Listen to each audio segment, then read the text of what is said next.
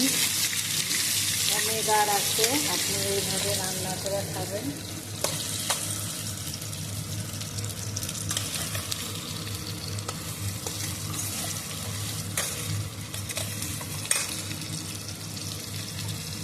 লঙ্কা বাটা,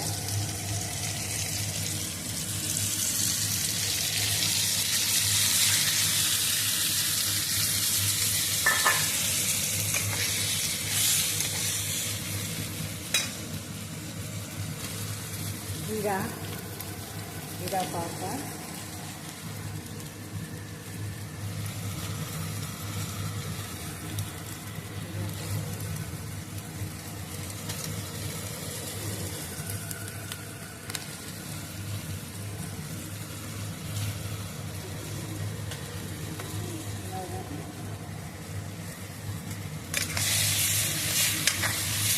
ভীষণ ভালো। Good afternoon friend, আলু পটল সয়াবিন দিয়ে এইভাবে সবজি রান্না, ভীষণ মাছ মাংসের দরকার হবে না। Hello friend, thank you friend.